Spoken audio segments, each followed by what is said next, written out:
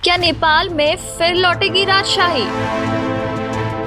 पूर्व राजा ज्ञानेंद्र की बढ़ती लोकप्रियता, नेपाल के कम्युनिस्ट नेताओं की बढ़ी चिंता। नेपाल जो कभी दुनिया का एकमात्र हिंदू राष्ट्र हुआ करता था, आज वहां फिर से राजशाही की वापसी और हिंदू राष्ट्र की मांग जोरों पर है। 2007 से पहले नेपाल में राजा को भगवान विष्णु का अवतार माना जाता था। लोग उन्हें देखने के लिए वैसे ही लंबी कतारें लगाते थे जैसे किसी बड़े मंदिर में दर्शन के लिए लगती हैं। लेकिन 28 मई 2008 को जब नेपाल में राजशाही खत्म हुई और लोकतंत्र आया, तब से हालात लगातार बिगड़ते गए। आज नेपाल की जनता खुद को ठगा हुआ महसूस कर रही है और सड़कों पर उतरकर फिर से राजशाही की मांग कर रही है। नेपाल में बढ़ते राजनीतिक अस्थिरता के कारण पिछले 17 साल में 14 सरकारें बदल चुकी हैं। सत्ता की लड़ाई में नेता उलझे रहे, लेकिन जनता के लिए कोई ठोस कदम नहीं उठाया गया। महंगाई, बेरोजगारी और भ्रष्टाचार चरम पर पहुंच चुका है। नेपाल की अर्थव्यवस्था डगमगा गई है और जनता का लोकतंत्र से विश्वास उठ चुका है। नेपाल की मौजूदा कम्युनिस्ट सरकार पर ये आरोप लग रहे हैं कि उसने देश को चीन की कठपुतली बना दिया और भारतीय संस्कृति से दूर करने की कोशिश की है। ऐसे में जनता का आक्रोश सड़कों पर दिख रहा है और लोग फिर से राजशाही की मांग कर रहे हैं। नेपाल में हालात इतने गंभीर हो गए हैं कि सड़कों पर हिंसक झड़पें हो रही हैं। कई जगहों पर पुलिस और प्रदर्शनकारियों के बीच टकराव हुआ, जिसमें 2 लोगों की मौत हो गई और कई घायल हो गए।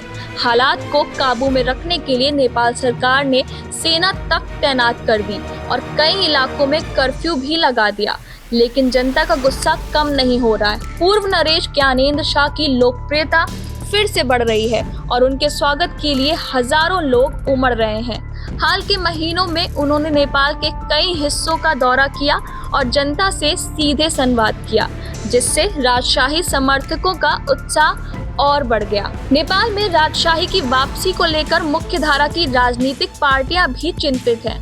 प्रधानमंत्री केपी शर्मा ओली के नेतृत्व वाली नेपाल कम्युनिस्ट पार्टी और पूर्व माओवादी नेता प्रचंड की पार्टी पर राजशाही समर्थकों का दबाव बढ़ता जा रहा है।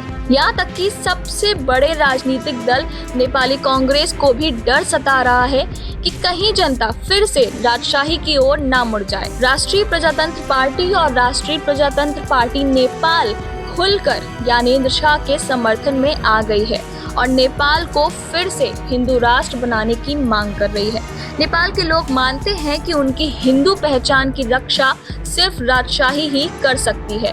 नेपाल कभी भी किसी का उपनिवेश नहीं रहा, लेकिन मौजूदा सरकार ने इसे चीन के अधीन कर दिया है। भारत के साथ नेपाल का रोटी बेटी का संबंध रहा है, लेकिन कम्युनिस्ट सरकारों ने इसे कमजोर कर दिया।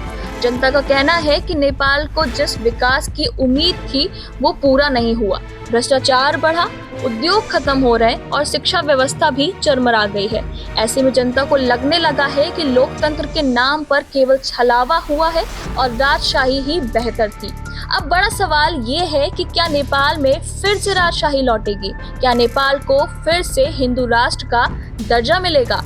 ये आने वाले समय में तय होगा, लेकिन जिस तरह जनता का आक्रोश बढ़ रहा है और राजशाही के समर्थन में आवाजें बुलंद हो रही हैं, उसे देखकर ये कहना गलत नहीं होगा कि नेपाल की राजनीति एक बड़े बदलाव की ओर बढ़ रही है।